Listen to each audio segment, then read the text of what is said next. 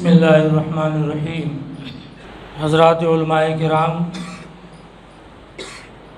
محترم حضرات اور بہت سارے یہاں ملت اسلامیہ کے نوجوان نظر آ رہے ہیں۔ موجودہ ستم ظریفانہ حالات پر حضرت مولانا عبدالحمید اظہری صاحب دامت برکاتہم نے روشنی ڈالتے ہوئے ہم سب کو حوصلہ دینے کی بات کہی ہے، اور ہم سبھی اس بات کو اچھی طرح جانتے ہیں کہ دن بدن حالات بگڑتے جا رہے ہیں، انسانیت نشانے پہ ہے، خاص طور سے امت مسلمہ باطل طاقتوں کے نرغے میں ہے، اور آئے دن کچھ نہ کچھ فتنہ اندازی ہوتی رہتی ہے، مگر اللہ کا شکر ہے کہ امت مسلمہ کی تاریخ دعوت و عزیمت ہے۔ دور چاہے کتنا ہی کٹھن ہو، حالات چاہے کتنے ہی پریشان کن ہو، کیسے ہی طوفان کیوں نہ آئے، مگر اللہ تعالیٰ نے علماء حق کو اور علماء ربانیین کو ان فتنوں کو ختم کرنے کے لیے اور اسلام کی کشتی کو مجدار سے نکالنے کے لیے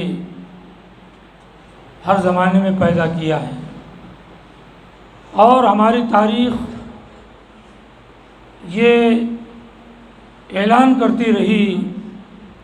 اور اب بھی اعلان کر رہی ہے، اے برق تو چمن میں گرے گی کہاں کہاں، اے برق تو چمن میں گرے گی کہاں کہاں، 100 آشیاں بنائیں گے ایک آشیاء سے ہم، ایک آشیاء سے 100 آشیاء بنانے کی ہمارے اندر ہمت ہے، ہمارا عزم ہے، ہمارا حوصلہ ہے، ہمارا ولولہ ہے۔ آج جب کہ اس وقت آپ دارالعلوم نظامیہ صوفیہ کی مسجد میں تشریف فرما ہیں، یہ اللہ کی توفیق ہے رہی شامل حال کہ لاک ڈاؤن ہونے کے باوجود، جب کہ پورے مہاراشٹر میں شاید کوئی ایسا ادارہ ہو جہاں آن لائن کے علاوہ تعلیمی سلسلہ جاری رہا ہو، اللہ کا شکر ہے کہ دارالعلوم نظامیہ صوفیہ میں ان طلباء کا جو آخری سال رہا ہے دور حدیث، اگر ان پر توجہ نہ کی جاتی جو اس وقت بیٹھے ہوئے ہیں، تو میں سمجھتا ہوں کہ 1 سال ضائع ہو جاتا۔ مولانا ایوب صاحب ندوی کی بھی توجہ شامل حال ہے، یہ طلباء یہاں آئے، درس تدریس کا سلسلہ چلتا رہا، اور آج ختم بخاری کے مجلس میں وہ شامل ہے۔ میں اس جلسے کی کامیابی کے لیے میں مناسب سمجھتا ہوں کہ جن جن لوگوں کی مساعی جمیلہ رہی ہے، کوششیں رہی ہے، میں ان کا نام لوں تحدیث نعمت کے طور پر۔ اس جلسے کو کامیاب بنانے کے لیے حاجی فیروز، جناب رئیس سنڈکے، اسی طرح حاجی عبدالقیوم صاحب کوریگاؤں پارک والے، جناب رضوی صاحب، اسی طرح قاسم مومن صاحب، اور فیروز صاحب جو الیکٹریشن